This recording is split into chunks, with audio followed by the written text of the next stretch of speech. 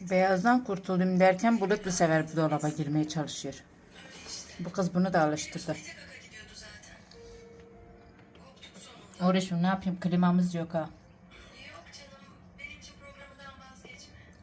Vantilatör mü alsa? Vantilatör de fayda etmiyor ki, her tarafı açık. Delik deşik.